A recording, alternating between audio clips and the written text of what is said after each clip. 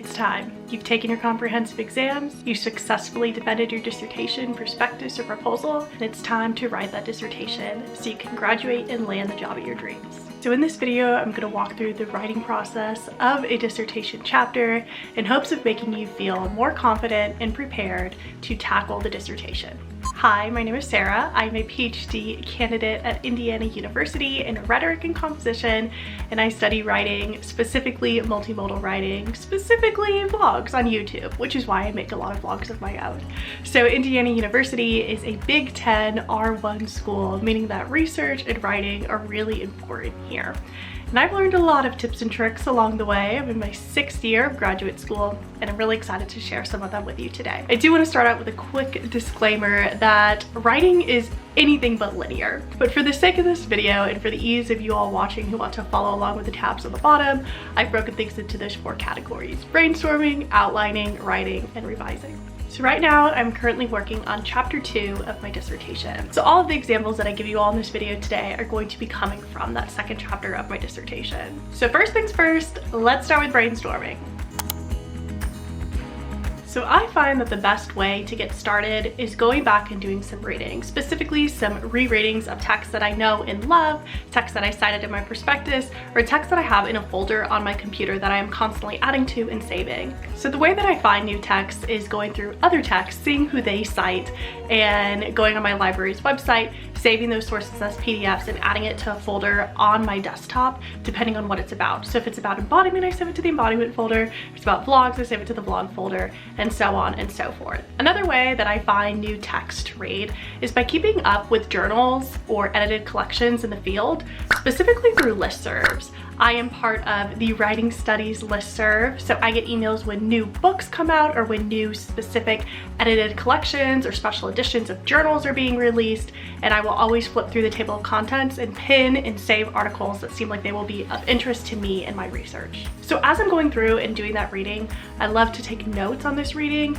not just highlighting things that are cool or fun to me, but specifically that will be of interest to this chapter. So in this 2nd chapter, I'm focusing on embodiment and audience and vlogs, specifically embodied awareness and audience awareness, and how vloggers demonstrate those concepts in their videos. So one way that I like to take notes on my readings is through Scrintle.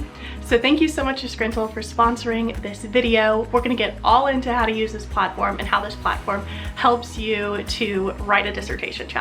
So in terms of taking notes, we'll use chapter 2 as an example. So on Scrintle, I have a board for chapter 2 specifically. But when you click the brainstorming board, I have things broken up into different categories. I have embodiment and embodied awareness, audience and audience awareness, and then I have arrows leading to the ultimate goals of the pedagogical framework that I'm proposing in my dissertation.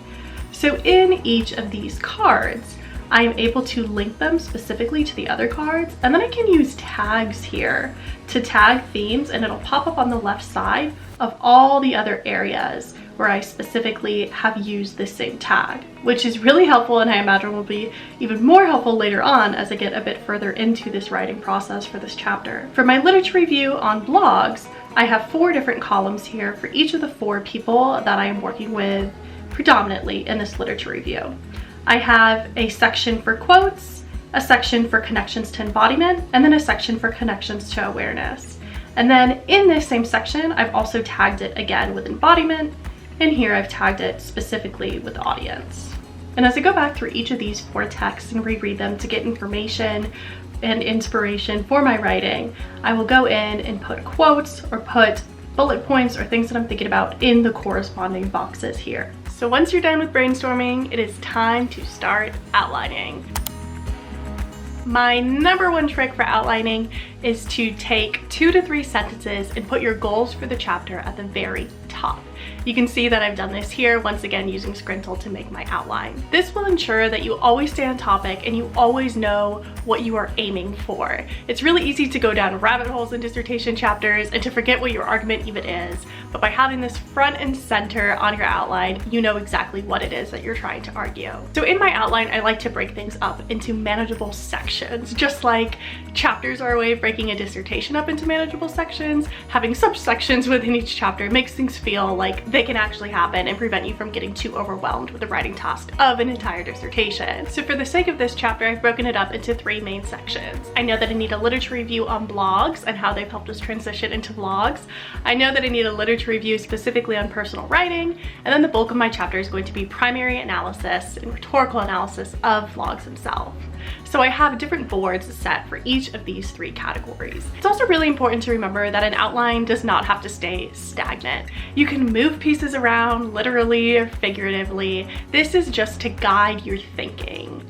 This is to help you get started and to feel like you know what you're doing and that writing is a manageable task. And this is something that you can refer to when you get stuck during any part of the writing process, but you do not have to stick with this. I'm constantly going in and changing my outline after I've already started writing because I realize there's whole chunks that I forgot to include, or there's parts that I did include on the outline that I realized I don't really need to talk about that here. Another really useful tip for outlining is to make note of any questions that you have along the way. I full on just talk to myself when I'm making outlines, leaving questions on little post-it notes physically on my desk or in the document that I'm working on saying, should I talk about X here? In what ways can I talk about Y? And how would that relate to Z? And sometimes I go back and realize that these questions weren't necessary, but sometimes there are things that I actually realize that I need to bring up with my advisor.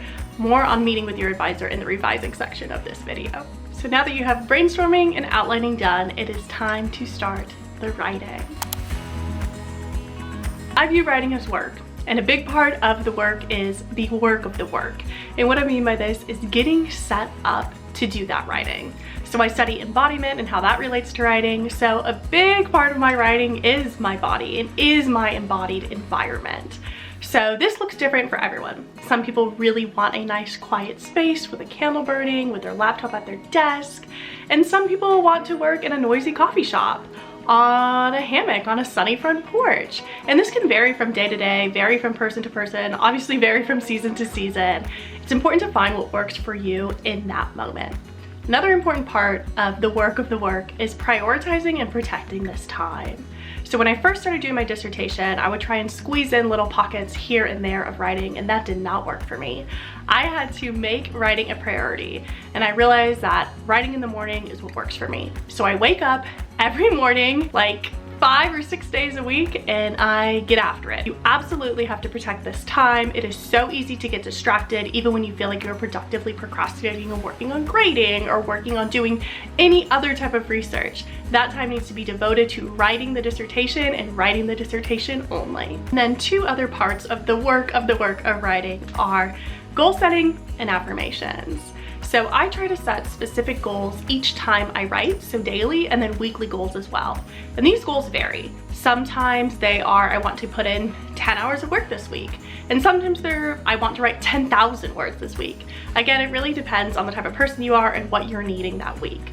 But aiming for SMART goals are a really helpful way of navigating this process. And then the second part of this is affirmations. If you're anything like me, one of the hardest parts of writing is those little evil voices in your head when you have like the devil on one shoulder who's telling you you're not smart enough, you don't deserve to be here. And I try and combat those by physically writing down affirmations. So I have a virtual post-it note on the chapter 2 board of my Scrunchbull page, but I also have post-it notes all over my desk, and I like to do this handwriting in a journal as well, where I just make some notes for myself where I say things like, I am smart, I am capable, I deserve to be here, this is just imposter syndrome, and I am ready to do this writing. So now that we've done the work, it's time to get into the actual work itself of doing writing. I have 2 tips for writing here. The first one is to let it be messy. Get all of those ideas out before you go in and clean it up. And that's why silencing those evil voices in your head is so important here. I know this is writing advice that I've literally been hearing since 6th grade, and I had such a hard time bringing myself to actually abide by it and listen to it. But this is more important than ever when writing the dissertation. There are so many ideas circling in your brain. You need to just get them all out. And then you could go through and see what works, what doesn't, go through, cut some things completely, and refine those ideas that do work. You have to get the ideas out before you can go in and spend time making sure that it sounds good and that everything flows. I have wasted so much time perfecting sections, making sure everything is cohesive and sounding perfect, and they didn't even make it into the dissertation chapter at all. The second piece of writing advice is, if you're anything like me, it's really easy to get overwhelmed.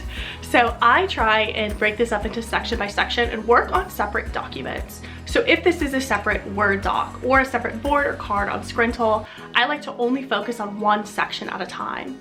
If I'm seeing pages and pages of writing, I'm so tempted to scroll back up or to scroll down, to move side to side and make edits to those other sections, or just to reread what I have so far. I need to stay focused and in the zone and working only on this one section.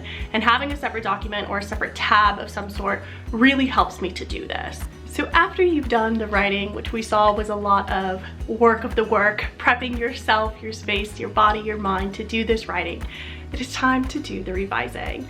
And in this section, I want to talk a lot about how to navigate that revising relationship with your advisor. So I meet with my advisor every couple of weeks, depending on our schedules and depending on what I'm needing at that moment.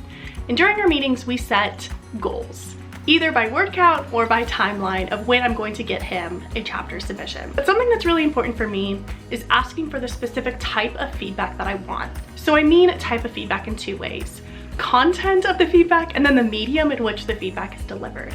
So in terms of content, it's not super useful for me if my advisor goes in and edits every single word choice I'm using, adds commas and things like that. So I let him know major sections that I feel like I was struggling with. Does the logic of this argument make sense here? And I do this by adding an actual comment to the Google Doc or to the Word doc and leaving questions for him that he will go in through the document and answer. And then in terms of the medium that I prefer feedback, I really love video feedback. I love when he records a Zoom call of himself sharing his screen, talking me through all the comments that he's left on my draft, because this helps navigate the sort of emotional insecurity I feel when I can see his face and hear his voice and realize, okay, he's not calling me an idiot here by leaving this constructive comment. It really calms my anxiety and it helps avoid more of those questions. A lot of the times when I just get a written comment, I'm sort of like, did you mean I should scrap it? Did you mean I need to fix a word choice here? And that's something that can really delay the writing process when it takes rounds of emails or rounds of Zoom calls to solidify what it is that they meant about that draft in the first place. But if I get a video where he spends time elaborating on everything, that helps simplify things, and it's also something that I can return to time and time again. And then once you have all of that squared away, you know what it is that you need to revise, it's time to start this process over again. It's time to brainstorm, it's time to outline, it's time to get into the writing with hopefully more narrowed goals of what it is that you need to fix, and hopefully a bit of a shorter timeline. The last thing that I want to add here is, in the writing process, especially in the revising process, please remember to be kind to yourself, because writing is an extremely difficult task.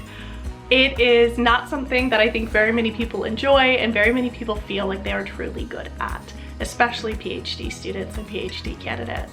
So have some self-compassion and have some grace here, because writing is hard, writing takes time, and it's a really anxiety-inducing feat. So thank you so much for watching this video. Thank you to Scrintl for sponsoring this video.